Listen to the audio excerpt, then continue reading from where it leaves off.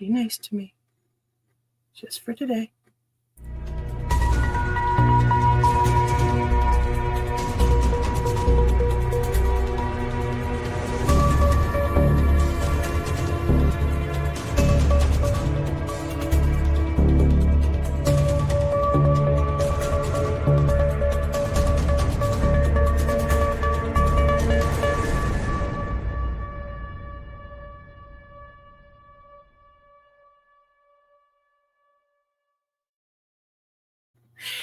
Hey all, welcome to another episode of Tuesday Night Talks, folks. Welcome back. I know we've had a bit of a hiatus, but we're starting off with a bang this year, and we're talking to Eric Kline from Paranormal Endeavors, a paranormal investigation team. And without further ado, I am going to bring him on for you lovely people to ask questions. Ask lots. He is a Sagittarian. Hey, Eric! Hello. Can you hear me okay? Oh, yeah. You're really good. I always talk about the gremlins. You know what happens in the tech community. Things look fine, and you go live, and then something happens. Yeah. Well, I guarantee you, dude, you are going to know way more about this stuff than I do because you do this for a living, right? Well, the tech stuff, sort of. I mean, I'm a gamer, so it kind of comes natural with some of that stuff. I know way more people probably far advanced in it than I am, but yeah, it's definitely useful to be a little tech savvy. So. Very true. Very true. I'm definitely learning more as I go. Yeah. So. And there's always new stuff coming out all the time too, so you can't keep up with it sometimes. You're just a little bit soft. Oh, 1 second here. You see here, audio.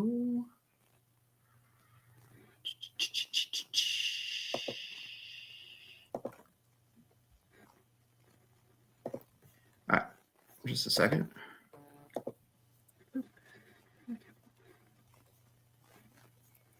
All the tech's been getting a little weird on me today, so I don't know if it's coming in or what. I can speak a little bit closer here. Is this better? Yep, you're good. Yeah. Nice resonation. There you go. So, without further ado, I did read what you sent me. I think it cut off a chunk at the end because it cut off mid-word. Oh. So, okay. I did message you about that, but, and I wanted to ask, you're okay with me putting it out in print? Yes. Yeah. What I sent to you. Yeah. That's okay. Fine. Wonderful. Yep.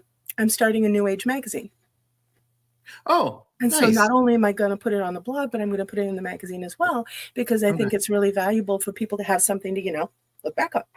Right. Yeah. No, it's good. Congrats. That's awesome. Thank you. Yeah, and if there's anything else to add to it, if you think, because I kind of put that together as like, but I know there's, a perfectionist, so it's kind of like, well, I could have said something different. I figured you could bang it out, no problem. Yeah, I was like, yeah, this guy's gonna have it handled. So done it before. Yeah. I mean, you're like, so you want me to contact you 5 or 10 minutes early? I'm like, oh please, yes, thank you. I wish all the guests were like you. Oh, I know how these things go. It's been a minute. I will say my last interview podcast of any sort or in person was pre-pandemic. So it has been a minute. So. Oh, wow. Okay. Yeah. Okay. I started this up, I think it was last year. I started actually podcasting last year, and part of the reason why is I wanted to be able to reach across a wider audience so they could ask questions and get answers. Mm-hmm. A lot of people come into the shop and stuff, and they're in trouble and they have no place to go, and so I'm like, okay, you know what, I'm going to pull people on and see what happens. Yeah, so it's good, and thanks for the invite. Well, heck yeah, you're awesome. We love you at Des Moines New Age. Oh, thank you. I've been meaning to. I don't get back to Iowa very much now since I moved out east, but I have thought about that. Wait, where are you living? In Illinois now, since 2020. Yep. I did not realize. I thought you were still Iowa. Nope. Our team basically is Paranormal Endeavors. Most of our team members are Iowa. We have one in Michigan now, and then one that's going to be moving out to Washington right now. Go Michigan. Yeah. Home state. Yeah. Sasha, that's you. But yeah. So most of our cases though are still Midwest. Okay. It's just a few of us travel further than others. Okay. So what made you move out to Illinois? The mansion, I'm not gonna lie. I Yeah. wanted a place that was as unique as myself, more or Yeah. less. Uh, so I wanted to find a place that was within budget also, and that was back also when interest rates were really low, so it was a good time to get Yeah. one. And I wanted a little bit of country, a little bit of city, but not in the city and not propane tank out in the middle of nowhere country. So I I don't know, got dude. That out in the middle of nowhere is looking kind of good to me right now. I know, right? It's So I'm like, happy where I'm at here. I know it's not necessarily for everybody. I know you're kind of sacrificing convenience, but it's worth it out here. I love the privacy. I love not being hollered at if my grass gets too tall. I just love to wow, have the that freedom out happened. here. True story, yeah. Previous town I lived in, closer to Des Moines, they had Wow, somebody that, yeah, would do that all the time. Be like, nice. "Oh, your grass is about 10 inches long. You need to cut it, or the city will come out and cut it for you." Yeah. So I think it Wow. was just somebody who was just being ornery, to be Yeah. honest. No. Unhappy people make unnecessary problems. Exactly. That's true. So moved out here, historical mansions on the historical registry, Okay. which is also kind of a bucket list item. That was kind of cool. And we've investigated this place as a team twice, as two parts, half the team and then the other half of the team. But that's one question I get often is, okay, so you live in a historic place that has potential spirit activity. Do you investigate all the time? Well, no. I mean, it's my No. home. If Yeah. there's something that is needed, I can convey that with my gifts. I can do what is needed, but I know the general energy in my own home. And so there's not a Oh, need to always pull out, the equipment and make a spectacle in my own oh. residence. So Frank, is that you? It's 2 a.m. Go back to yeah, bed. You know? exactly. It's Or the like, running joke, it's like, well, I know I'm technically the guest here, but could you help with rent? yeah, Maybe. yeah. No, I got a house with my mom for my son. So we all moved in together. And it's 5 bedroom. But Nice. it's on a crossroads. It's a 4-way crossroads. So you got spirits moving in Uh-huh, all the time. uh-huh, And I yeah. didn't know what the heck was going on because they were just like bam, bam, bam. Because I didn't think a man-made crossroad counted. Yeah. Turns out it does. Yep. Yeah, it does. And it's like, oh my God, go away. And they're just constantly, and my kid's gifted. So he's seeing them, and I'm like, Mm-hmm. so I started okay, either get a job and pay a bill or get out. And boy, Yeah. them spirits are lazy. They booked it. They were like, bye-bye, see you. And Yeah. then the other one I did was closed for repairs. We are closed, kind of like a doctor's office window. Mm-hmm. I projected that out at them. Closed. In case of emergency, see these people. And I put the list of mediums up. And they're Oh, like, yeah. so, Yeah. Yeah. yeah. There's always, and this is what we convey to our clients too. There's the boundaries that you set, especially when it's your own home or living space. Be like, okay, between the hours of this, it's like business hours, Mhm. you can reach out to me this time, leave me alone. This is my time over here. Yeah. But you can reach out, that kind of thing and set the boundaries with them. And most of the time, especially when it's just a friendly spirit of human nature, they do pay attention to that. You just set your boundaries. Oh, a And lot of the spirits we get down here in Des Moines are kind of like delinquents. yeah. They're just like, nah! And I'm like, okay, you know what? I'm calling my energy worker to clear you out. You leave me alone. Mm-hmm. Yeah. Yeah. My And friend Antoinette, she's the one that does the clearings. She'll get the uh-huh. text at 2 a.m. She's like, again? I'm like, Oh, yeah. yeah. So, Yeah, we have that. And I know it was one of the questions too, is that there's different processes that we can work with to help cleanse home, person, things like that. For example, there's one thing I know we get questioned a lot of, do you do crossovers? Or how can I help my mother go? Or how can I help, that kind of thing. that's an Um, interesting idea. Do I mean, yeah, I wouldn't suspect that, but do you yeah. actually?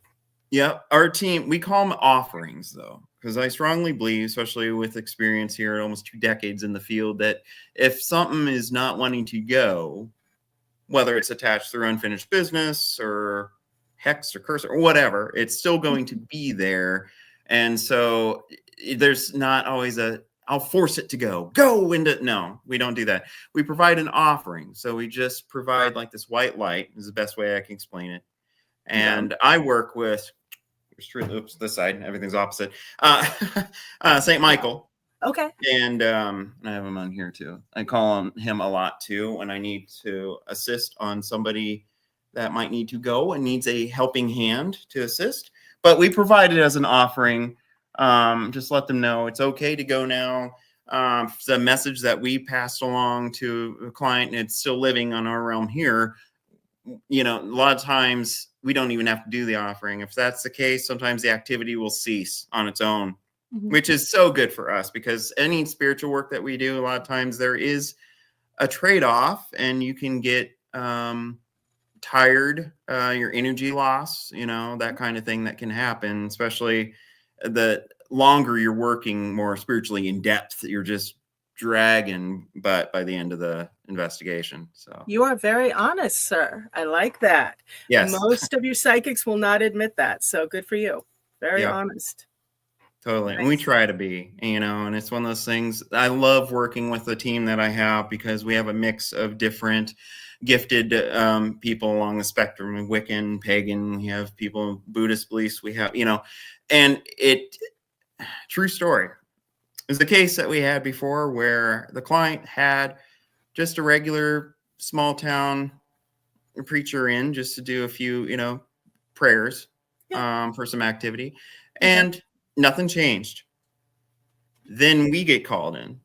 Okay. And we provide, you know, we work with different, as I mentioned, a few different kinds of things. Reiki energy is one of the things I do. And Wow. Did not and realize. it seemed like it then worked better on that. The client felt relieved. They didn't have reports back to us that stuff was still ongoing like it was before. So that's just some evidence. I mean, open-minded, you know, no one in this field is a true expert. I kind of hate that word in this field. There's no expert. There's experience. Yeah. Yes. So it's just from experience, it kind of brings that whole theory that, well, maybe one size doesn't fit all. No.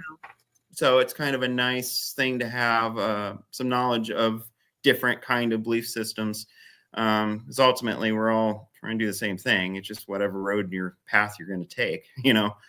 Yeah. I mean, you know, we're stubborn in life. What makes you think death is going to change that? Exactly. Pretty much. That is true. We've had dealt with, you know, there's several stories we have where clients will be like, oh, so-and-so was such a blah, blah, blah, blah, blah. And then they were like, we're probably who it is because he would do that. He's such a blah, blah, blah, blah, blah. It's like, well, yeah, there it is. They, you know, just because you pass on, that energy still very much your signature. You're, you know, rarely do come across someone that really changes completely in death. If anything, you see it in NDRs, near-death experiences, where it's the living that then get that little peek into the realm, whatever your beliefs are of that. They come back, then they're a changed person, but they're still living. Yeah, but that's because they had a momentous, you know, event. This was a big thing, you know? Yeah. It's funny, from what I've seen, people actually become more of themselves. They actually become the strongest version of themselves once they die. Yeah. And I always tell people, you don't need the threat of hell or purgatory or anything. Work your issues out here, because when you get over there, you become your issues. It's like, yeah. I've dealt with a couple that were very scary and very uncomfortable. And it shocked me because, you know, I figured, you know, when we die, we're balls of light bouncing around, whatever. Not so much. So, yeah, exactly. Yeah. It's kind of sobering and comforting to some people, you know, when they get that. And that's, you know, what we try to do also, providing evidence, but then also messages through our mediumship abilities. But it just provides comfort, I think, for so many folks to know that it's not just this emptiness, nothing happens, that there still seems to be a continuation after we go. Well, I don't know. That is such a foreign concept to me. You know, I grew up with a psychic medium for a dad, right? Okay. Yeah. And it I heard just, that. there's just no doubt, there was never any doubt. There's Mhm. definitely life beyond. And it follows the logical conclusion, we, at least even in an atheistic perspective. I had an atheist friend, Mike, and we would go back and forth about this all the time. And he would say, okay, the only reason why I'll be okay with this is because energy cannot be created nor destroyed. Right. Yeah. And I'm like, okay, fine, cool. Yeah. Yeah. When you die and you're out there bouncing around, I'm going to be like, Mm-hmm. you know? Yeah. Yeah. I But always joke about it's like if I came back and haunt a house, I would just do the very subtle things. If I knew that you had like OCD, I would move the picture frames just a skosh and just just do that. It's the meanest thing to do for someone like that. why? Oh, but I, yeah, it's we try to break it down as simplistic as that too. It's the energy theories with that, and so that's how that works on that. We've used that. We've used yin and yang, good and bad. We try to keep actual like theological and religion yeah, stuff out of our clients' cases yeah. because sometimes people either shut down or it might not help the situation. Oh, yeah. So we try to just Absolutely. keep it a universal language. I like it. So now, tell me, I know you answered this in the print, but for the viewers, tell me what it is that you do in paranormal endeavors, in your words. Yep. All right. So I lead the team, founded in 2010, all the way back then. And we are a team that focuses on a happy balance between the spiritual and the scientific. What I mean by that is kind of touched on a little bit of it, but we believe that we're animals also, so we have the senses and stuff that a lot of times are conditioned to suppress or just, the hair standing on end thing is believed to be an evolutionary thing, things like that we still have, but we pay attention to that kind of stuff and any ESP stuff that we might get. And then on top of it, we try to balance it out though with the equipment stuff. I would say 60-40 to be honest, meaning 60 being the equipment. We Really? still go off of the evidence more hardcore, but we do a thing on the spiritual side called a go-to bunny. This is one thing that we do to try to check and balance ourselves as spirit sensitive, so we're not just feeding off each other, which can happen when you have a room full of psychics, especially. You're like, oh, I'm getting this. Oh, I am too. Oh, there's yes. So what we do in that case is somebody on the team will be designated like a neutral go-to bunny, or they'll have the journal with them. They are floating between different teams. Okay. And if somebody's picking up on something, they'll have a side conversation, go off, have that written down on there. They'll come back. Somebody else will have pick up on something, go to bunny time, write it down.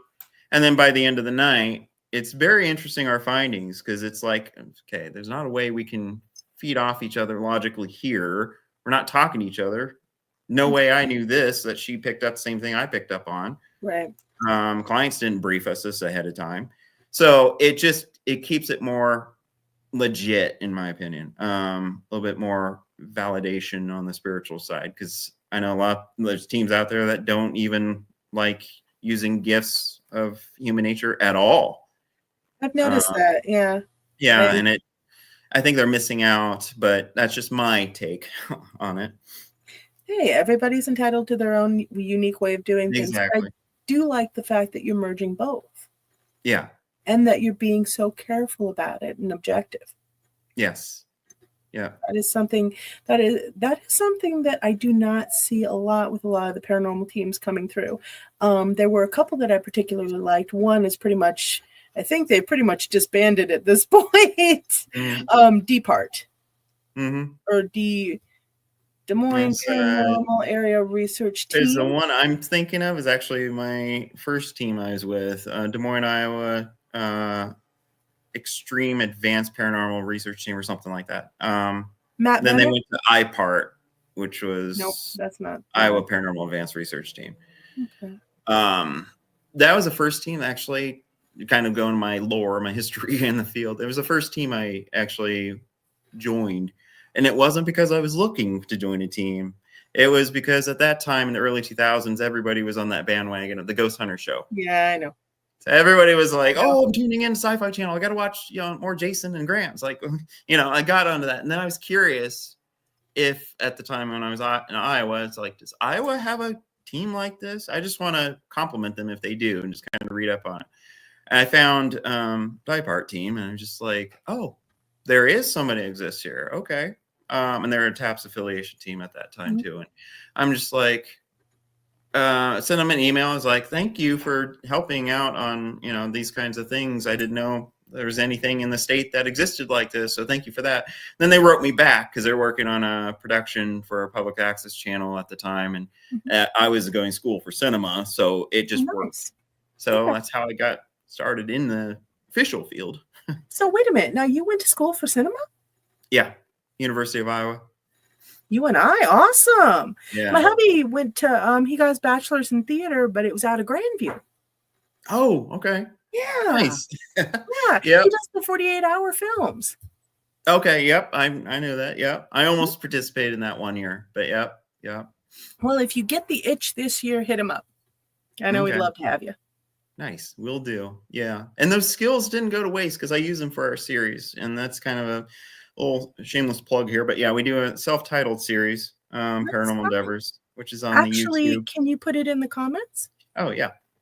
Let me switch over here. I always love to give people more avenues to go to. Mm-hmm. I always look for people, to basically experience people that are honest and grounded and authentic. Yeah. To send clients to, Mm-hmm. No problem. Let me see here. If I log in.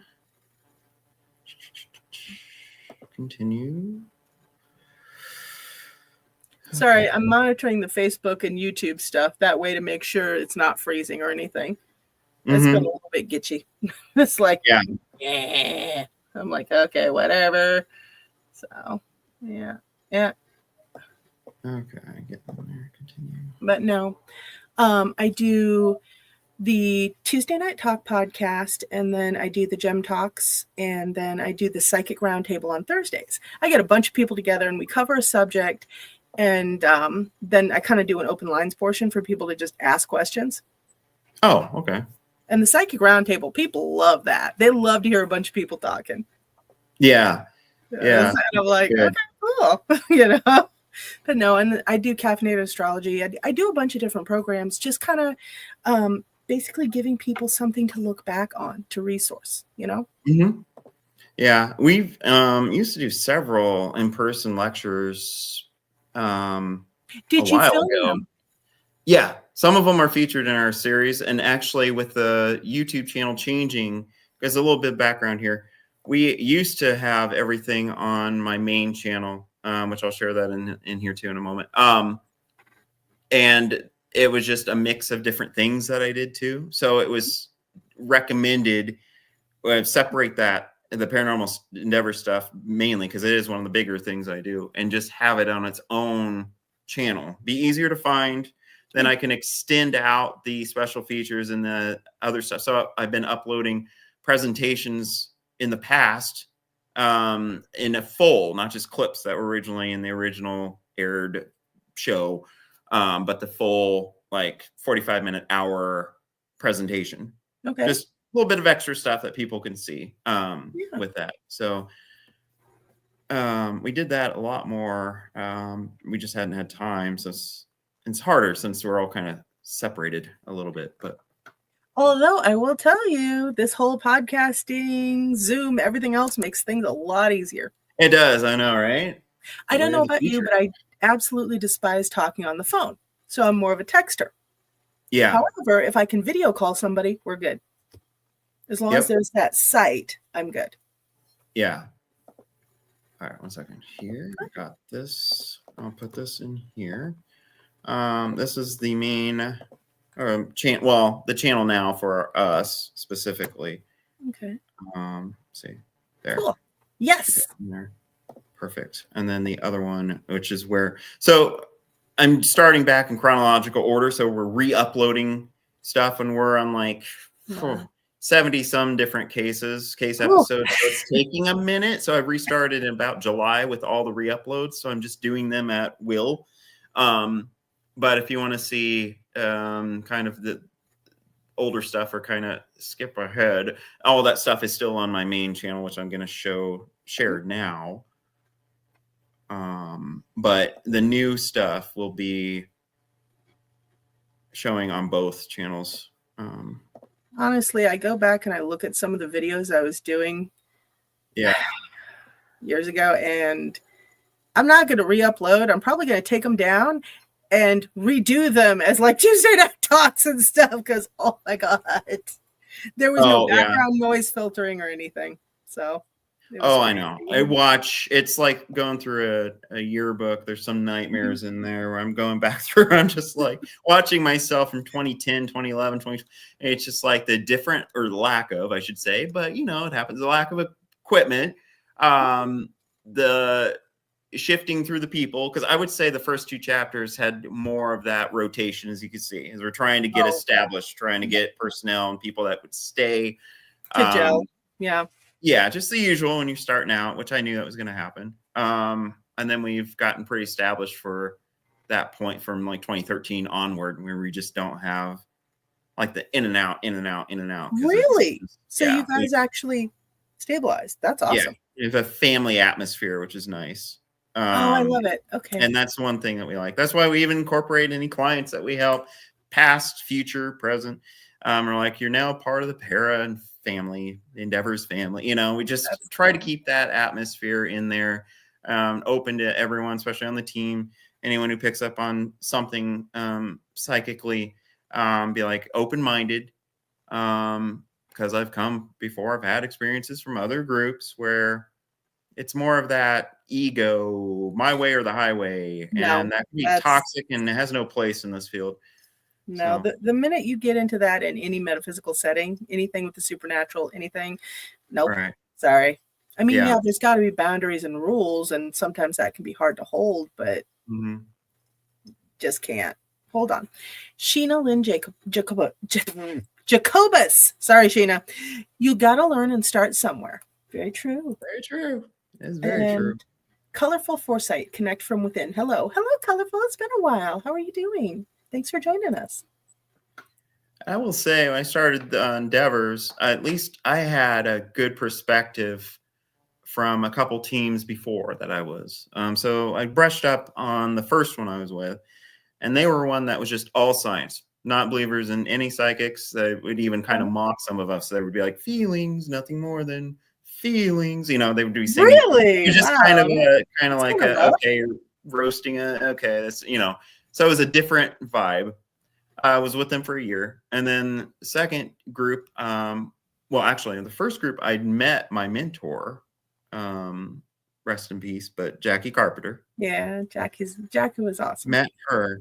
Yeah, she was awesome. And I'm just glad to have that kind of a mentor. She was a great coach, because I was going through, the difficulties of trying to understand my gifts and stuff. And there's only so much about like reading up on, books and things that you can take in. When you actually get the actual field experience, or you have a mentor that has decades more experience, than I did, it was just perfect. So I was so happy I met her. She took me under her wing, and they left that team too because they didn't feel it was a good fit. Started their own, IPRA,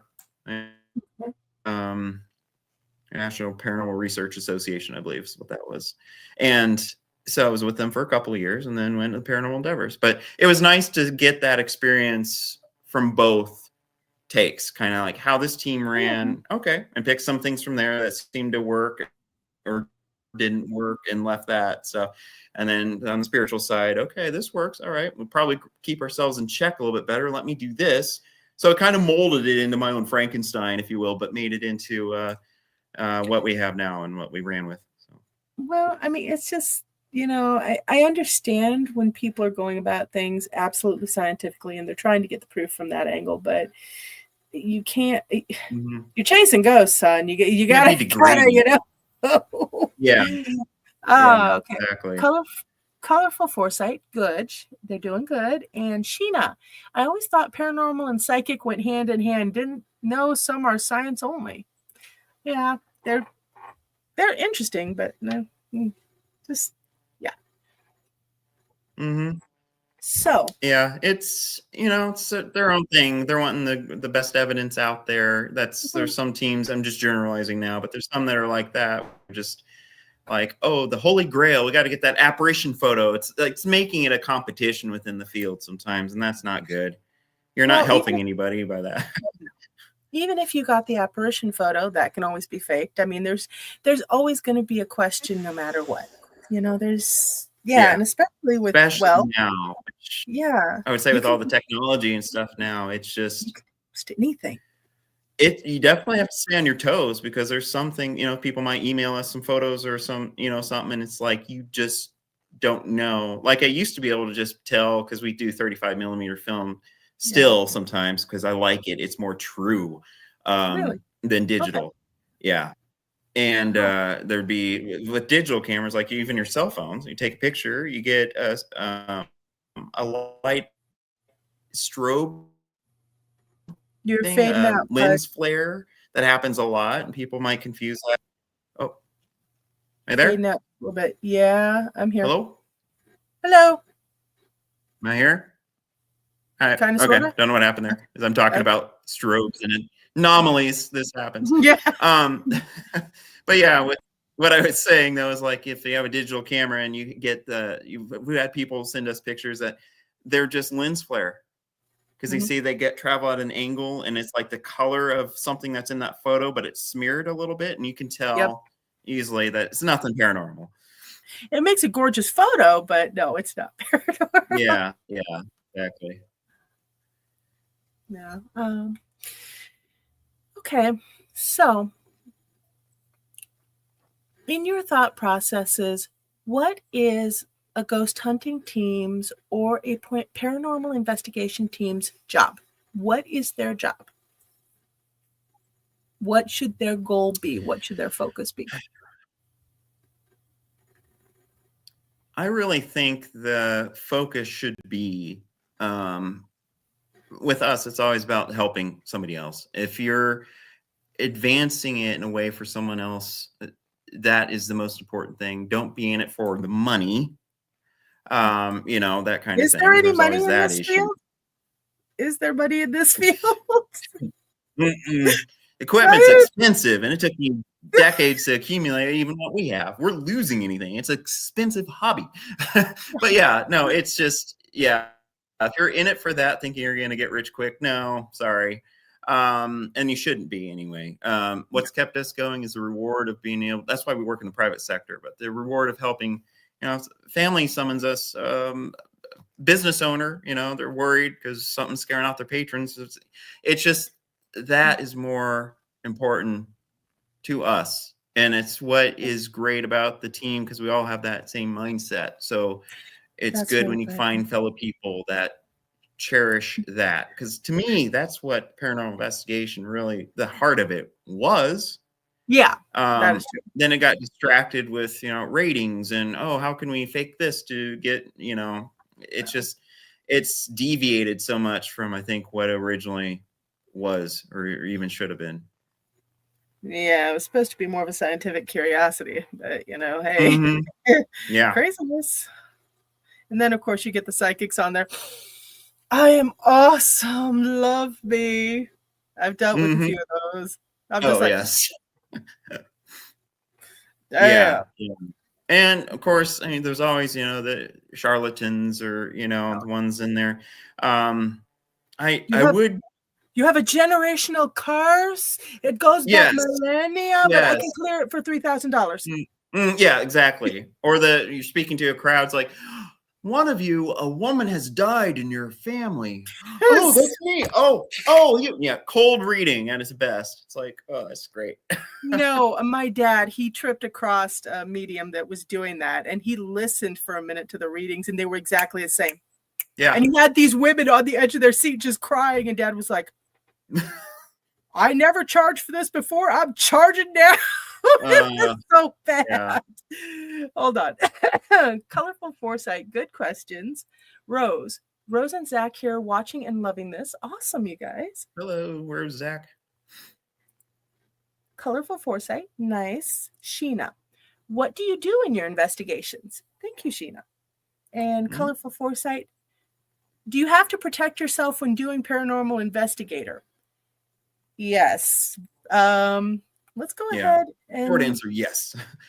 Long answer, I'll get to that in a moment. Let's go, Sheena. So what we do in our investigations, we have two different things that we mainly provide in terms of investigative experience to clients. One of them is a day walk advance visit. That would be a situation where there seems to be an emergency going on of some sort. Somebody terrified, their child's getting attacked or something, the animal's getting weird, and they can't wait our standard 3 to 5 weeks because we normally do a vote for a full investigation where we throw it out to the team and we pick, with the client's insight, obviously, for what day, usually on a weekend, which ones will work. And we hone in to see which of those dates that most of us are available for. And then we'll assemble the cavalry and go and do that. Day walk advance visit, though, is more of like 2 or 3 people with minimum equipment, just go. They're just kind of they're the eyes and the ears on the ground to kind of survey and see firsthand if it is something that they do need the full team back for. And it has helped those that are a little bit more urgent situations. So those can vary anywhere from a couple hours to 5 hours or so, depending on how that day walk goes. Full investigations generally tend to target the peak of activity if there is one. Okay.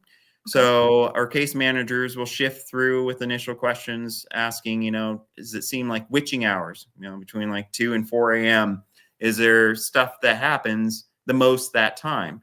And the client will be like, yes or no. If they say yes, then of course we make sure that we're there during that time period. If they say no, activity happens any time of the day, then we actually try to favor and actually do daytime investigation. I know, shocking, right? Spirits and activity do happen during the no. daytime. Yes, There's they a lot do. of it's conveyed during the nighttime only, and the greenish, ugly hue that everyone sees in night shot. It's like, no, that's It just looks not cooler. always the case. Yeah, just that's all it is. Yeah, just that ambiance. Yeah. But yeah, so that's more or less what we do. And then the investigation, other than the equipment that we have, if there's a aspect of spiritual that is needed, depending how in depth we need to be. Like if it's discovered, for example, that there might be a portal at the location, we will try to go ahead and deal with that by closing it. If there's like an Interstate 80, as we call it, open to that. Now, how do you close your portals? Yep. One of my favorite things, really, it seems to work with it, is if we find whether it's a little crawl space thing or a mirror, which those can be classic, frankincense and myrrh. Okay. And I'll do like a 4-corner thing and setting the intent. And we have our equipment going at the same time where I'm doing this. And it's very fascinating, especially if it's a real-time communication thing, like one of the spirit boxes or anything like that. And I know that can be a hot topic, as some people believe in them, some people don't. Nope. We're not But even going to get into that because yeah, honestly, exactly.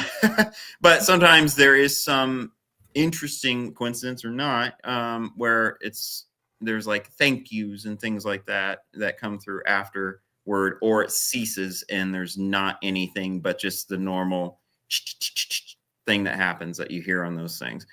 And it goes from a lot of voices to then nothing on there. Again, it's just interesting timing maybe, but that's one of our things. And then combined with our sensitives, when we gather that we feel lighter, and then we have the client come back in and they feel a difference too without telling them. yep. Say nothing. Yeah. So there's something, I think, to some of that, take it with a grain of salt, but there's some validation that we get out of that. That's just one example of spiritual stuff that we may have to do. I'm going to have you, I've talked about it before on here, but you are one of the few sensitives ghost hunting teams that's actually mentioned it. and I'm glad to hear you say something. Yeah.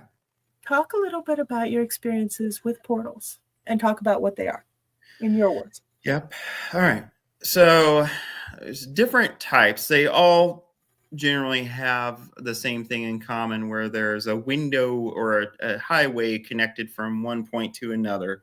And so it could be a way that either somebody with malicious intent opened one on purpose and left it there in the client's basement. True story. That's one of our cases. You're kidding, right? No, Actually, it no, happened. I know you're not kidding. Oh. Yeah, that happened. So it was somebody who was still living that was also not a good friend of the family. I'll leave it at that. And they did that. And then there's others that it's just an item that it was already opened up and brought home. So enter the antique store or the garage sale, and you bring home, one of those things. And it's just really just a doorway for different spirit activity that's coming in and going. And if we identify that in a location that is combined with a client that wants us to try to provide an offering to cross over a family member, I'll have to deal with the portal first. Yep. Because you just have to do that. Otherwise, it just gets swamped. It's like in a beehive, and it's just like, okay, I'm trying to do my Reiki white light here, and it's just so much stuff going. So you have to deal with that first, shut off the highway, and then you're able to kind of pinpoint and focus more on the ones that you're supposed to deal with more on an individual basis. Now, I have another question. Mm-hmm. Have you ever tripped across a naturally occurring portal? And if so, how did you deal with that?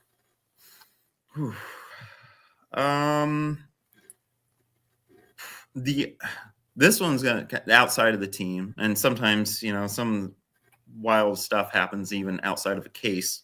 Oh yeah. This one was around 2008, 2009. It was actually not far from where I grew up, where my parents live. And it was just this misfortune area where it was quite a strange year, that 2008 to 9 time frame, where a couple cyclists had lost their lives on the highway. One was a hit and run. Oh, wow. Okay. Still unsolved to this day, according to my dad. I just talked to him.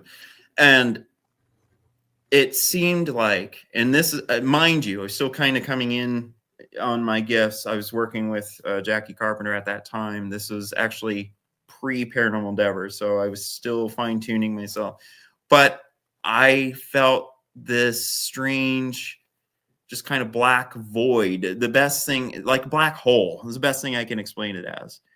I've witnessed that one other time going to Villisca Axe Murder House. Same kind of just where it gets like the blacker of the black. Like you can't see. It's like the thickest fog, but it's black, not the fog color of gray. It's the weirdest thing.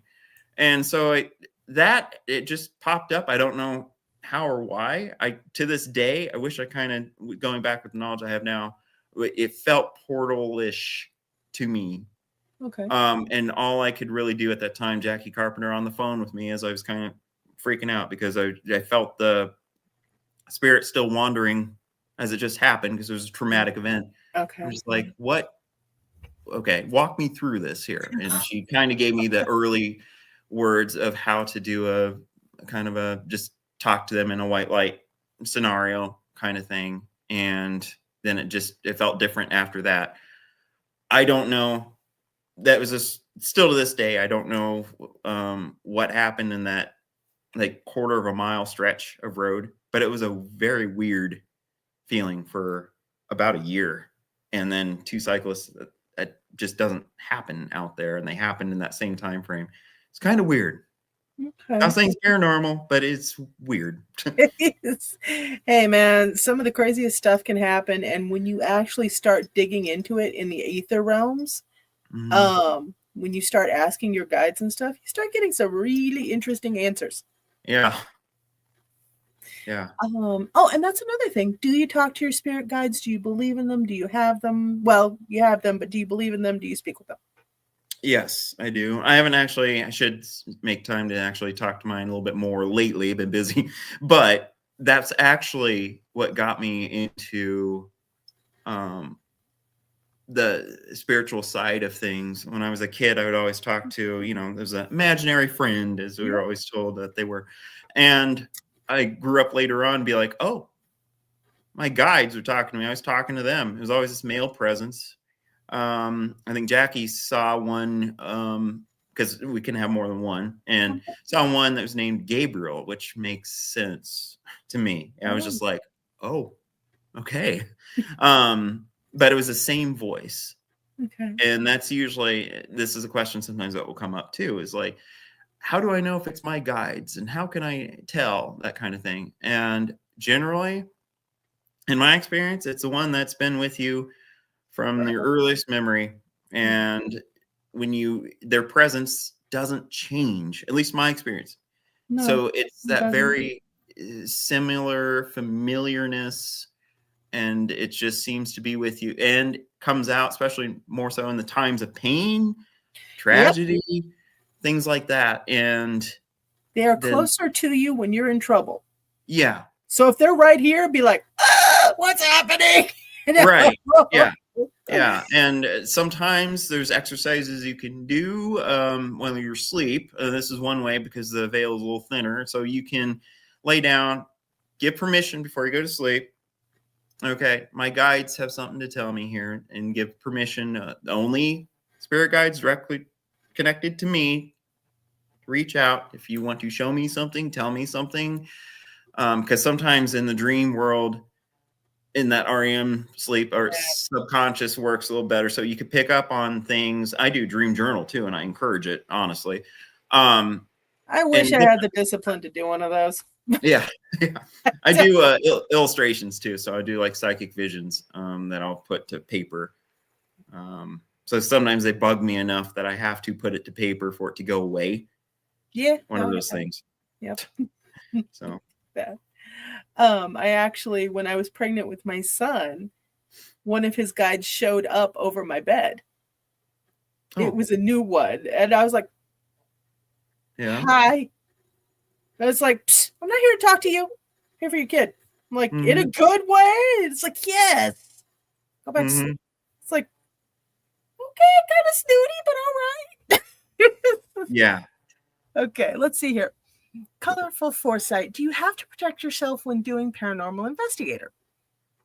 Yes. So long answer to that then, more so, is find out what works best for you. I know we get this question a lot of times too from people in and out of the team, more so in the team when they're newer, but I can tell them what works for me, but doesn't mean it's going to work for them. Like we have Zach, who I think he might be in the chat. I've seen him earlier, Zach and Rose. But earth grounding is what fits with him more so. I showed him the crystals and different forms of like smudging you can do, Reiki candles that I use sometimes, meditative baths, stuff like that. And he chose, ironically, the thing that fits him the best is the earthening one. And that is what Mama Jackie, as I call her, Jackie Carpenter, was one of her first ones that she taught me. It's kind of like a beginner's guide to grounding. You just take off shoes, socks, earth ground, feet on the ground location, and just swarm yourself with white light. You can do it sitting down too, or laying down. Yeah. Yeah. And she did it and taught me that one early on. So I know of that one. And sometimes I'll go to it, but it's not my my main one. Where Zach, it is. Okay. So, just that's kind of how you go. But yeah, it's definitely important to be grounded, learn what works for you to do that, because I don't know how many times I get asked, can you help me open up? I'm like, okay, are you prepared to learn how to ground? Because you can't just, have one without the other. You're going nuts. No. Oh, okay. So, colorful foresight. How do you handle family members' attachments in you knowing everything?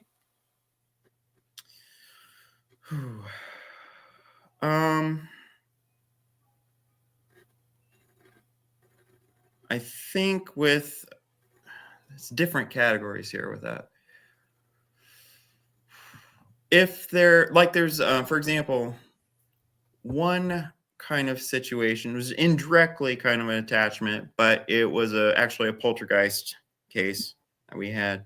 And the client was strongly adamant that she thought who it was that was constantly just coming back and attacking her in that way. So, but it ended up being, especially when we were going down our checklist, we were like, okay, when's your noises? When do you hear them? And stuff. And a lot of it was more auditorial. She was sounds that she would hear when she was about to go to sleep. Okay. And when she's, just waking up, objects moving, and it would increase when she's agitated.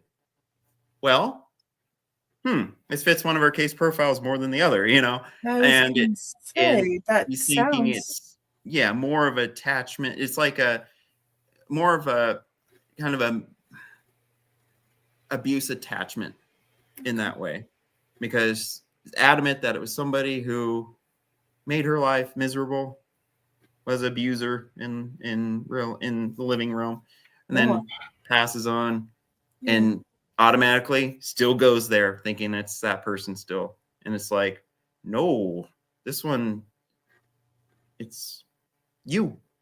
Yeah. It's just that those ones depend. That's kind of a more in-depth answer to that one, because some of them, like that example, it can be challenging to present our findings, but we still stay true to it and we find them, and we're open to family or clients finding a second opinion if they wish.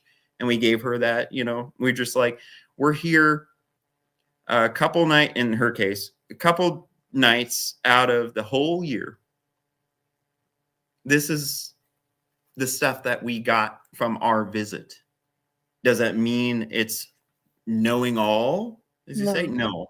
But this is some of the stuff that we picked up on here, with disclaimer, obviously, not mental health specialists. Right. You have to say that. It's important.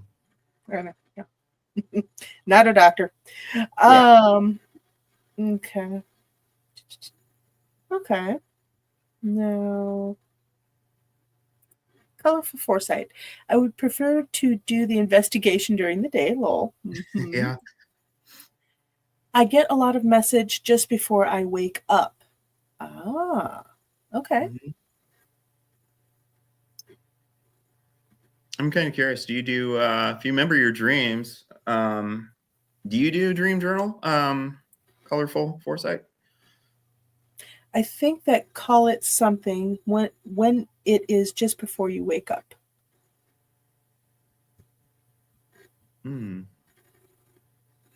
Off the top of my head, I can only think of like lucid dreaming or messages or something like that. I know there's I'm not sure what they're going for, but I can't. It's not there. It's not clicking. All right, Eric, you're the expert. What's the name of the thing that they're experiencing? I'm kind of with you. It's like, well, there's lucid dreaming. There's different kinds of avenues of stuff, from the dreams to nightmares to night terrors. Those are all different things, but I don't think that's the route that they're going on. I'm not sure. By the way, I actually had a guy in the shop who was being visited by a night hag. It was a legit case. Yeah, I was like, damn, those things still exist? Right, they do. Mm-hmm. They do. Okay, moving on. Yeah. That's when I kicked that up the line to the person that's, above my pay grade. Some stuff is way above my pay grade. I was like, hey, this is above my pay grade. And she's like, right, I'm not going to get any money for this, am I? No, but it's still above my pay grade. Okay. Like when you are investigating and they want to know more, yet you said everything. Oh, Lord.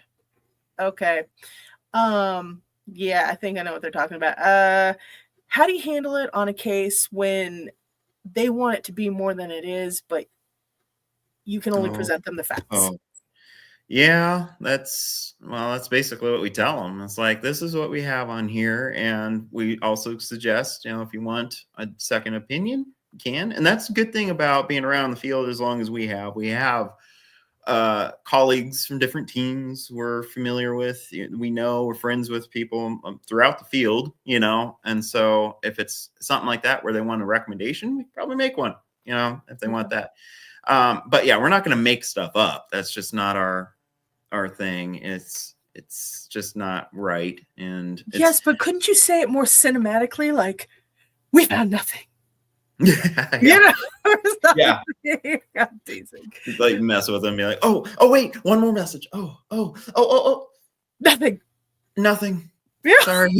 Exactly. You know where I was going with that. Colorful Foresight, thank you. You were talking about the dream journal earlier.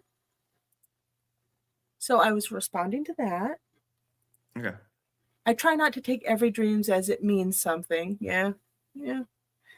That's a good idea. But some dream interpretation is very fascinating too, because it's not always a literal thing. There's a lot of symbols which kind of fit naturally with me when I examine my own dreams, because ironic enough, I get precognitive visions in that same way where it's symbols. There could be little bits and pieces of something that remind you of something else, and then that something else happened, 5 minutes from now, 10 minutes from now, next year. Yeah. Okay. Yeah. Thanks for the heads up, but I could have used a little more context on that. Exactly. Okay, colorful foresight. Yet when I get a random message, especially just as I wake up, I know that is more of a message to notice versus just a dream thing. Yeah, I would definitely. It can be, yeah. Especially reoccurring. Now, there is reoccurring dreams are just the same thing over and over again, which that's something to them. I pay attention to those. Or there's those ones that are like progressive, where it's like but it's a continuation. You have the dream that starts out like it's like a movie being played through several nights, and you just pick up where the dream left off before. Those things I pay attention to a little bit more, and that's why I advise the clients too, because that's not a normal dream sequence. It's probably a message or guide or something trying to tell something. I've had them, you wake up in the middle of the dream and you're like, what was that? And then you go back to sleep and it just continues and you're Picks like, up again. Yeah. Okay. Like, you're not sleeping me that easy. Yeah. It's like, damn. Now there is something, and I'm gonna bring it up here. I know it's not really part of the ghostly business, but I did want to bring it up and toss it past you and see what your thoughts are on it. Mm-hmm. Dimensional dreaming, actually either being pulled out or sending your mind out to see variations of yourself in different dimensions. Thoughts on it? Have you had the experience? Just fun stuff. Things I've done closely, which is not my expertise. I'm more like clairvoyant, clairaudient, clairsentient, and the mediumship. But I have done like a remote viewing before and an astral. One case we had where it required me to basically step out of my body to view something, because there was just weird things that were going on, but it was more from the living. Yeah. And it just was one of those things where I had to, be grounded enough, but just go with an intent of, okay, show me only this. It was very X-File-ish in that particular case. It was weird. But yeah, it did help with some stuff. So I have had a form of out of body, I guess you can call it that. That's I only had a couple times I've done that. See, I've had the out of body. I would never want to do that on a ghost hunt or on an investigation. That would be just so wow. Yeah, no. Yeah, I did this when I was still in Iowa from my home, so it wasn't on site. Okay. That's the only things, I wouldn't.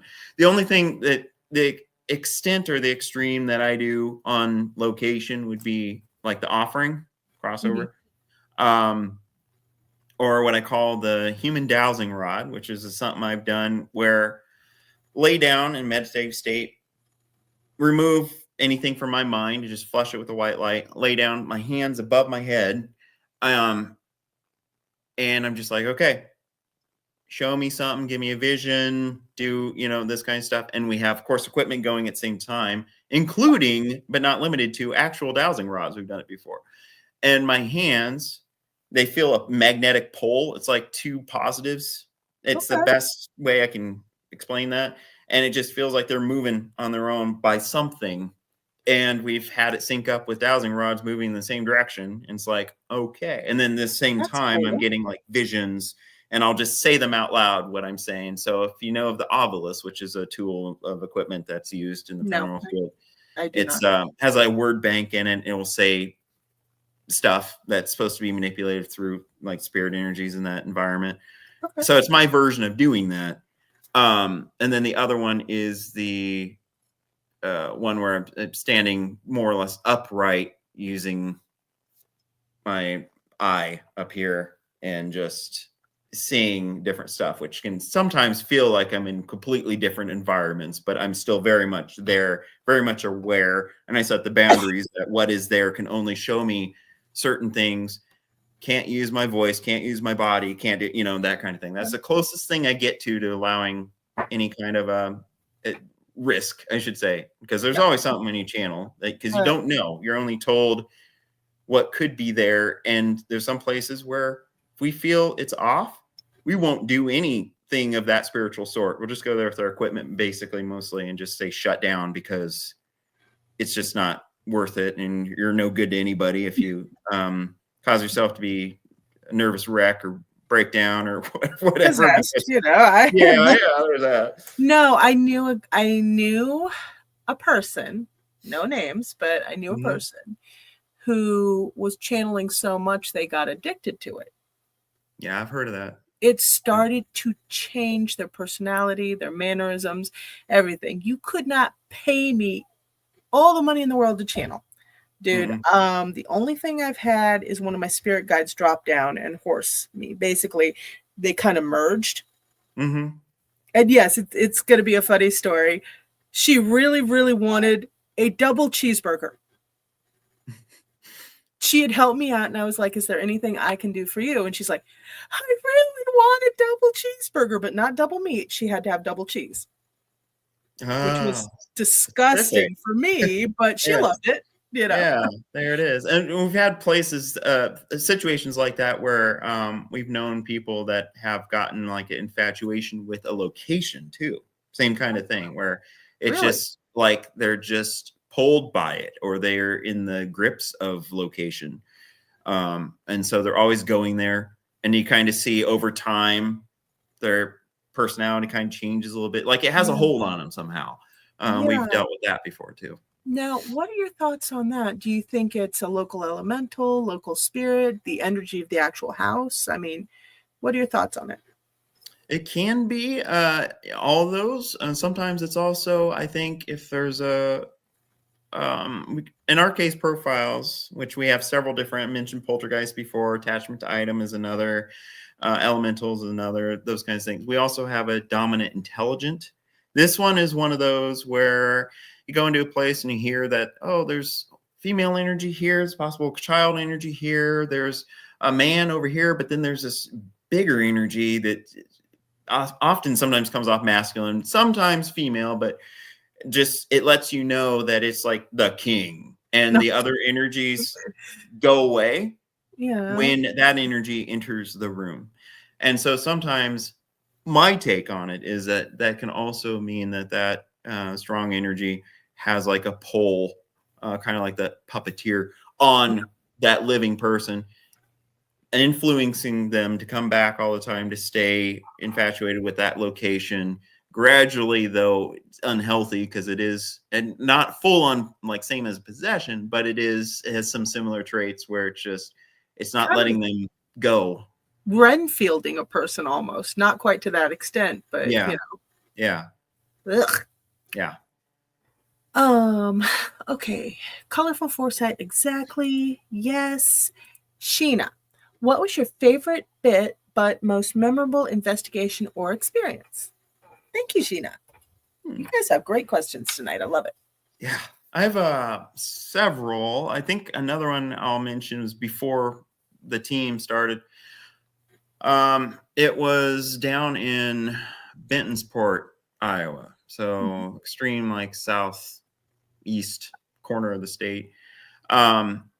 There's the Mason House Inn that's down there, and it was outside from the Mason House. It's along the Des Moines River, and this apparition of it's like an indigo glowing humanoid shape. It was the most memorable, most pretty thing I would say that I've ever seen. There's a small clip. It's very fast. It's during filming of Seekers of the Paranormal, which is a show I did for Jackie's team at that time, where it does appear in the church window briefly. So we did capture a glimpse of this glowing blue avatar-y looking thing. It was just so beautiful and didn't feel threatened by it or anything. It just was just mesmerizing, if anything. But I would say that's one of my favorite memorable experiences. Now, my question is, was it a ghost or an alien? I know that's the honest question there, because there's so many things that could be with matching up with the grays from interdimensional. I tell you though, if we've got glowing blue humanoid aliens out there, they're going to receive a lot better treatment than the grays, I think. I know, it's like, right? oh, you're pretty. Yeah, exactly. Like a siren, though. And then you have to be careful. It's like, oh, they want us to think they're pretty. Oh, maybe, exactly. But still, they'll still get better treatment. You and I both know that. They'll be like, God, this species is vain. Oh, well. Yeah. Welcome to humanity. Right. But no, okay. And that is awesome. And that's on your Paranormal Endeavors channel, right? Yeah, that clip is on the it's one of the Seekers of the Paranormal one that is on the Kline Studios one, which is that second link I shared in the chat. Okay. I'll have to renew it on the new channel though, and do like a little special about some stuff that kind of collective evidence that wasn't really in a case like that. So stay tuned. I'll probably do it on the Paranormal Endeavors channel, so it's more like fresh for the new followers, because it's years ago, like 2008. So it's been lost in the shuffle. Long ago, dude. That sounds awesome. So Yeah. Oh, and when you send me the bottom chunk of your interview, can you put in a part about spirit guides and then messages through dreams? Okay. Yeah. I want to make sure they get that information as well. Okay. I was originally last year looking to do a multi-authored book project on the different metaphysical stuff, and then it kind of hit me like a bolt out of the blue around Christmas. Why not just do a magazine? And I was like, oh, that's cool. Yeah. Because I grew up with my dad reading me like Fate magazine and stuff like that. Oh, I remember Fate. Yep. Yeah. They're still around, by the way. Really? I haven't heard about them for a while. Yeah. Okay. Yeah, I don't think they advertise very much. But and I loved it when I was little. And the biggest magazine impact on me was actually Science Fiction Age. Mm-hmm. And so I'm going to kind of not copycat their style, but that's what I'm going for. Nice. But it's only going to be quarterly at first, because I have it's just like 3 or 4 of us. So it's got to be just like 4 times a year. Yeah, that's fine. That's fine. But I'm really excited. I'm doing a New Age one and then a sci-fi fantasy horror one. So sweet. Good stuff. Because as you know, well, maybe you don't. I don't know if you've ever taken some of the cases and put them into creative stories. On the screen, sort of loosely, like used Core Cinematic Licensing to add a few things to it, but like the Diviner movies that we did was another form of telling my story personally, but it was using a fictional character instead. And it kind of mentioned the first team, not directly, but it mentioned, portrayal of it, and stuff like that. So that's the closest I would say. I've never done anything to print, but a couple years ago, stress got really bad on me, and so of course something had to come out, and it was a creative. So I went back to my childhood and I started writing. Turns out I enjoy it. I'm good at it. But it also turns out that my business and my experiences kind of fuel that a little bit. Yeah. Makes sense. Yeah. Sometimes I've got my writing out on one of the platforms, and some people will be like on certain stories, God, this is so real and wonderful. I'm like, Hmm. you know, Yeah. Yeah. it's only the really crazy stories that I go ahead and dramatize, or something that I can do a lesson on. And I tell you what, though, it's fun. It's Oh, yeah. actually a really nice way to process everything and also connect with other people, make them feel less alone. Yeah. Good stuff. Well, any other questions, chat? No, I think you've stumped most of them. Okay. They're just Try like, not to. we don't know what else to ask. Yeah. Okay. I know we covered this a little bit, but what is your favorite part about doing the investigations? What is it that keeps you going? What is it that brings you the most joy out of them?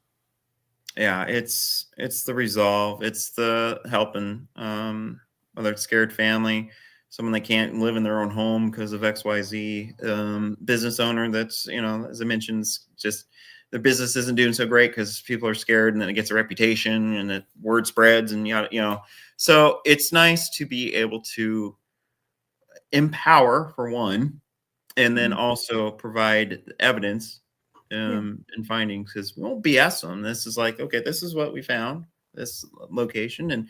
And sometimes it's, I would say almost half of the cases that we've had, especially in the last, since 2016, have been a lot of coaching type things where they do have something going on, but it's more of a in the mind, like in the terms of unfinished issue or a regret that they held on to, and it just manifests. And so if we, through mediumship, especially if we just tell them, this is what we're getting from the other side too, and your mom saying that this is fine, this is going to be okay, don't worry about your children like this, and that kind of thing, it's just like this release that happens, and they can break down in tears, and it happens, and it's just, but it feels like they're like, finally someone, it's what they might have already known themselves, Right. but it's a validation. It's somebody else, stranger, external to them, telling them the same thing, self-validation then for them. And we get the most praise in those kinds of cases, especially. There's like, oh, thank you so much. Because like what you were saying, I think they felt alone. I mean, a lot of cases they are. They don't have family that listen to them in the same way, or that, drilled in through religion, that they, can't think a certain way or believe a certain, and it's just, it's so nice that they have someone that can relate, or someone that doesn't think they're crazy. That's the biggest part.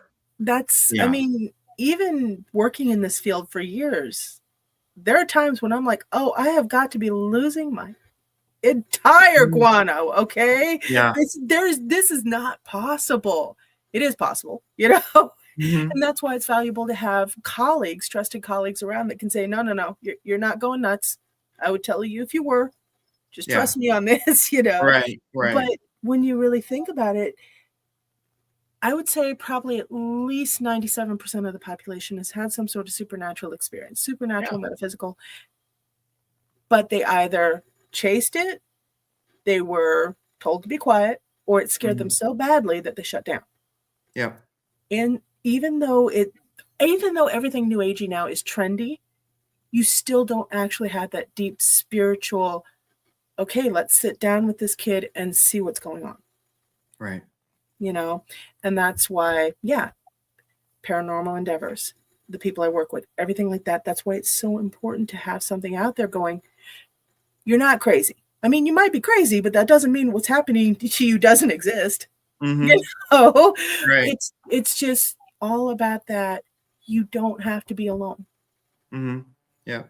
And that's why, kind of piggyback off of that, why we don't charge. That's another common question we get all the time. Do you charge for your services? No. Because of what you just said. It's the fact that, it doesn't care if someone's Muslim, Christian, Jewish, what they have strange things that happen. And We want them to feel that, okay, you can reach out to us.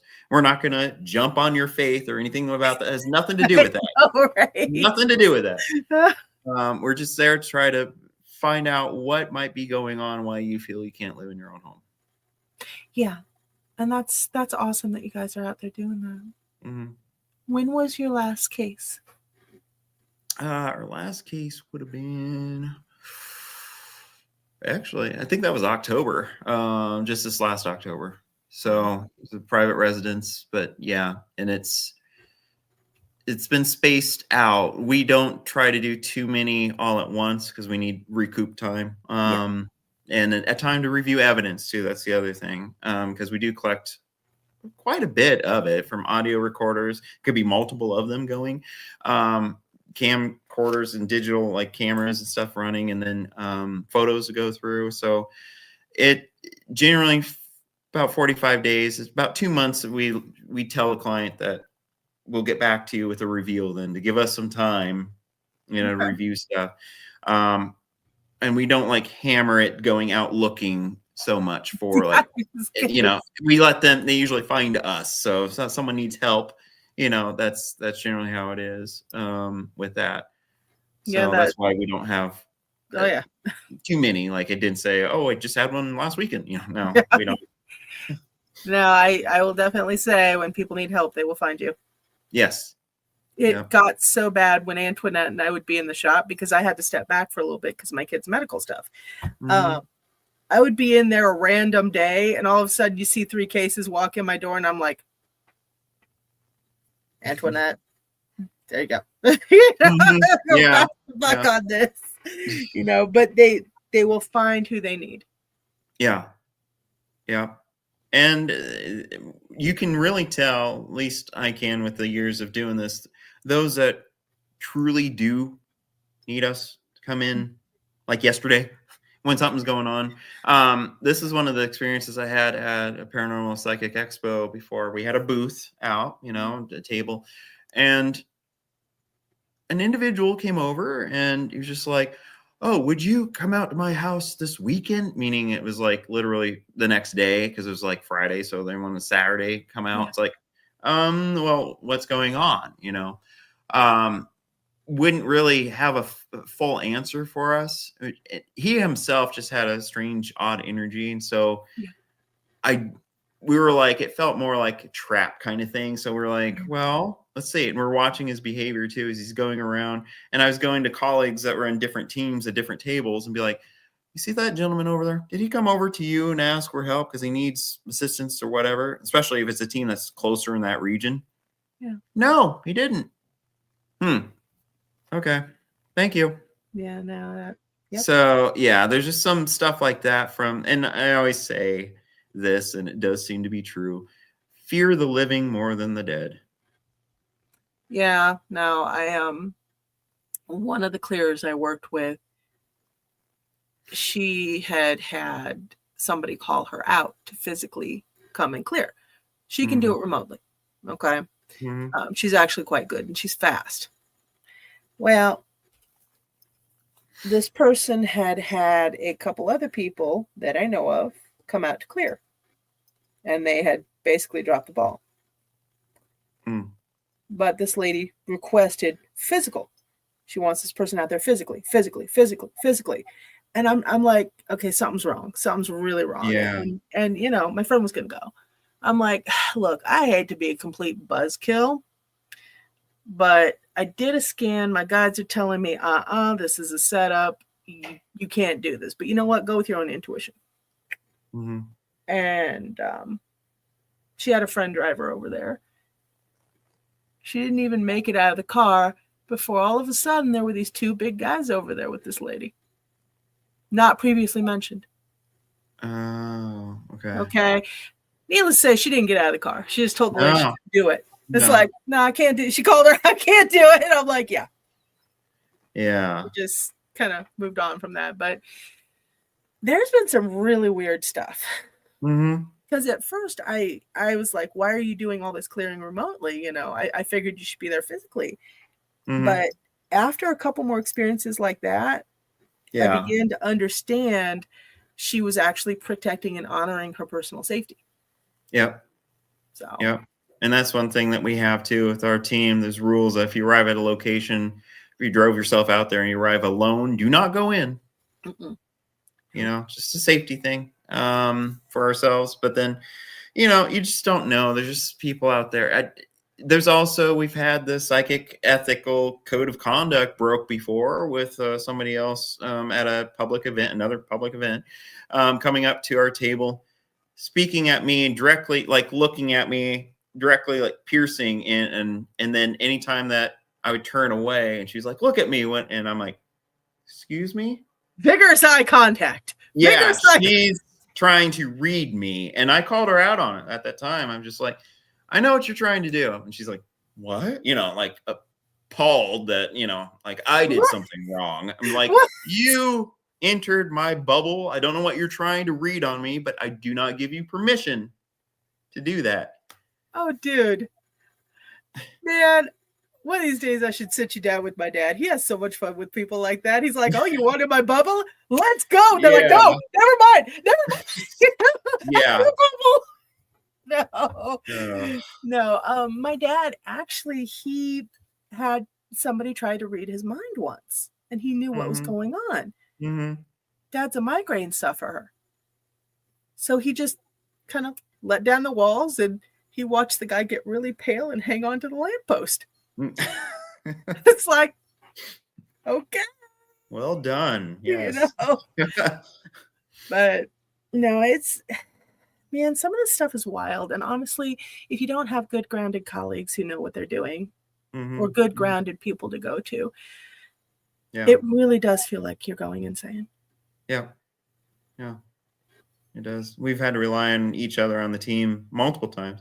Sometimes there'd be something that'd be overwhelming to one member, and then the rest of us will kind of stop what we're doing on there, take them out, take care of it, and escort them out, do a cleansing sorts.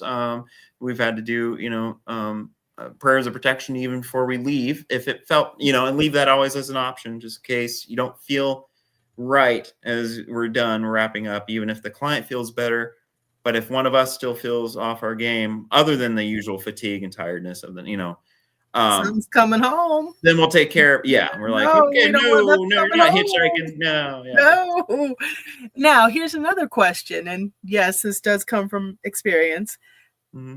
Have you ever had it? And if so, what do you do if you have somebody hex you during a case that you're working with? There's certain things that you can do with, I know I have, I forget what it's called over there. It's in my bag of tricks that I have. But there's certain stuff on that is designed to help ease up or cause a blockage. So if a person has like some kind of a connection to you, that line is like severed. I can't remember exactly what it's called right now. It's over there, just on the tip of my tongue. But yeah, there's that. That's specific to that. Then there's also, start with the usual things too. Don't give it more power than it may already have. You know, because some of them, I believe, curses and hexes, it's also a little bit of placebo effect that could be in there too. So if you're giving into it, you're giving it that power, then it's going to have that power over you. And it enhances it even more, makes it worse. So that's for starters.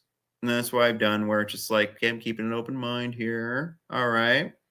But yeah, there's always these cleansing things that you can do to try to break that. Or you can also ask your guides for guidance in for help. Any of these things. Be yes. Like, guys, although mine love to do this, I ain't helping you. Figure it out.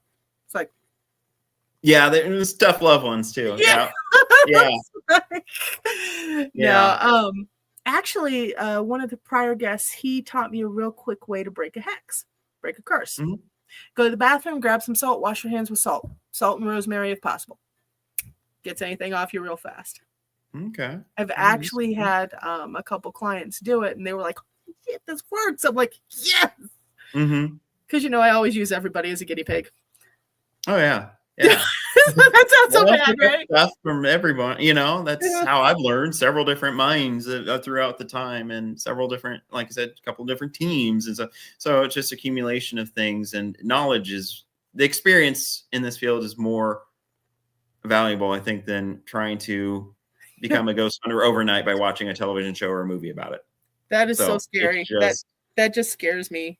And we mm-hmm, actually had a lady come in, and this I am completely against, but a lot of people do it anyway. I just don't feel it's safe. She brought her brand new baby along on a ghost hunt. yeah, No protection, no nothing. And all of a sudden, she takes the kid home, and now the kid, as the kid's growing up, he's developing personality problems and all this other stuff. And then, the cleansing's done and everything, and he's back to himself, but the damage has already been done. He got an attachment. mm-hmm. And I don't know, what would you tell people that bring children on ghost hunts? I would just say don't do it. For me, no. Yeah. I know our official team stance is that we have to all be adult to be on endeavors. There's just but with what we do in the private sector too, especially, it's liabilities. I mean, you just don't, mess with that stuff. But I would say in general, just give them the warning, that kids, you might think, just like sometimes animals, some people bring their dogs with them and stuff like that. And because that, sometimes people do that because the veil on them is so thin that they can, as children, be more sensitive naturally to seeing things and picking up on things. So sometimes, depending on what the parental unit intentions are, they're using their kid like that. I don't like that. That just doesn't sit well with me. If they're That is so basically, unethical. yeah. But yeah, if they're just doing it because they're like, 7-year-old Timmy has an interest in paranormal stuff, it's like, okay, well, great, but there should be there's a time and a place, and there's, especially because this is how we've gotten cases in the past where it's like, it's something that happens and their kid has, Yeah. something, and we have to go in and help the family. It's like, well, just beware that if you're doing that, you're bringing in a minor, especially a younger one, like that, they're a vulnerable specimen that if something not so nice sees, they'll do the weakest link, Yeah.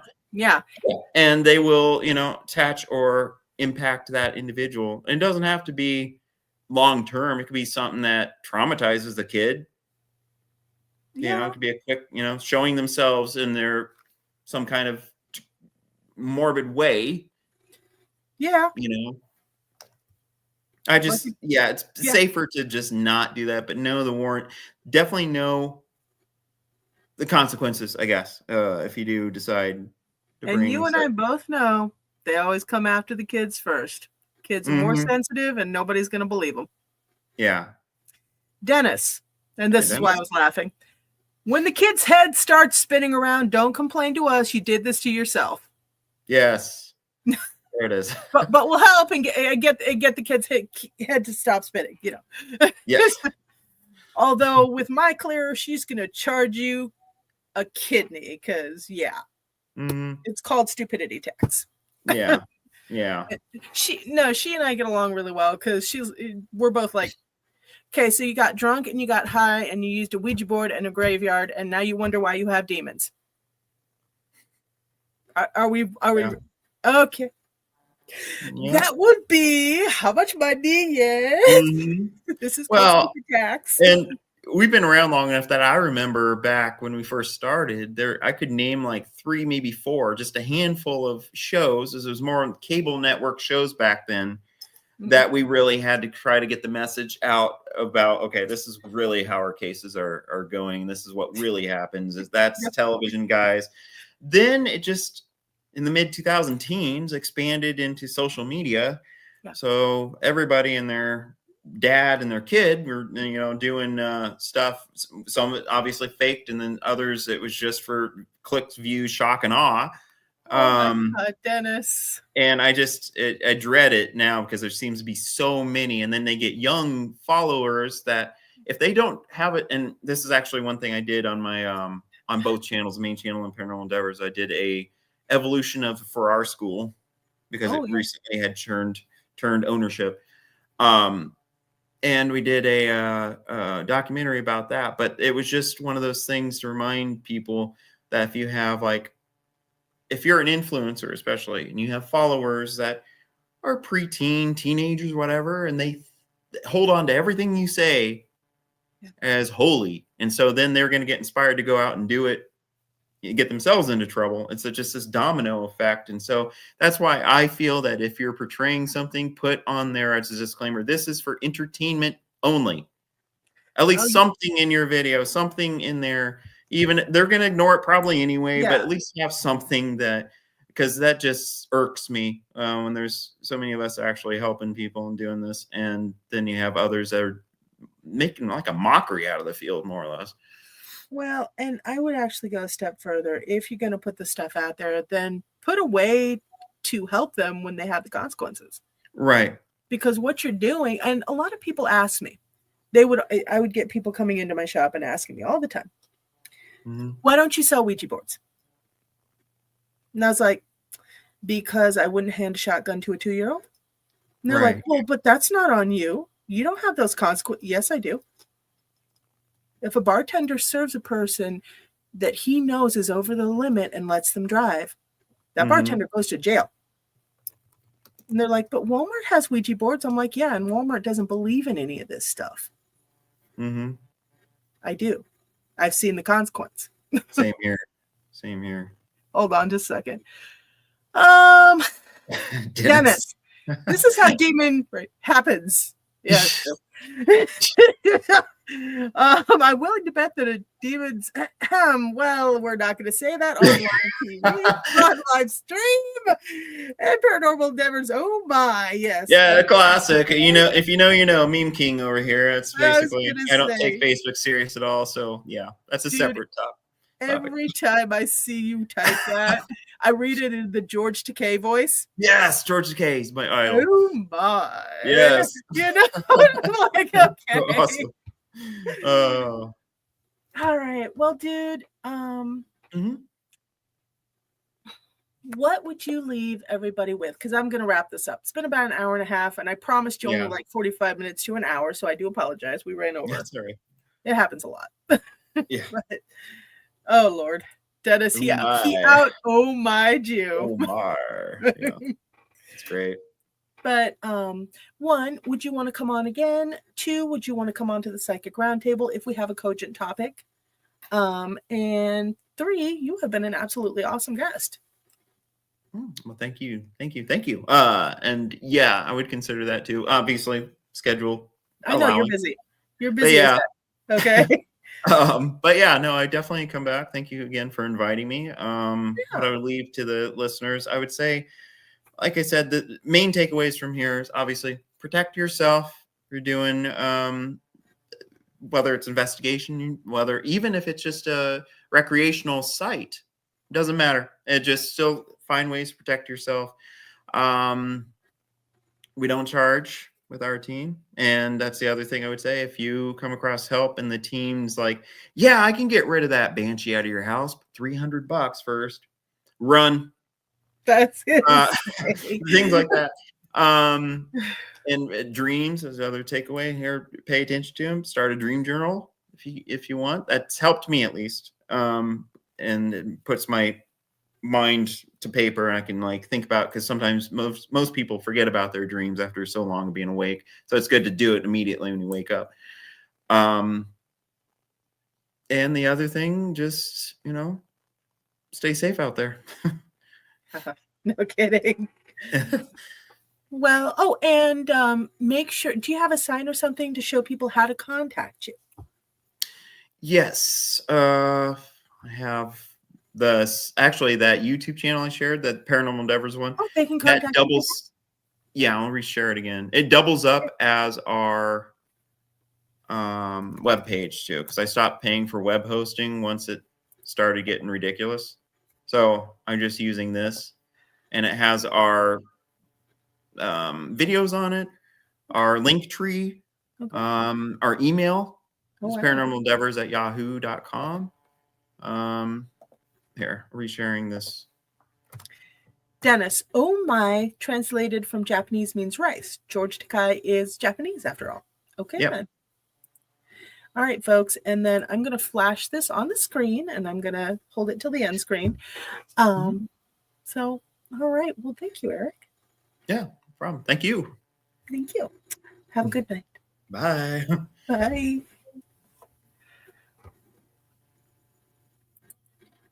All right, folks. So that is Paranormal Endeavors, Eric Kline. He has been an absolutely fantastic guest. And yeah, if you guys have any questions, comments, anything like that, put it in the comments. Subscribe on Spotify and every place else. And if you guys have an issue, contact Paranormal Endeavors. Bye, guys. Okay. And Paranormal Endeavors, peace. Peace out, Eric. You are absolutely awesome. Dennis, quite the endeavor. All right, I am going to do the end screen. Boop.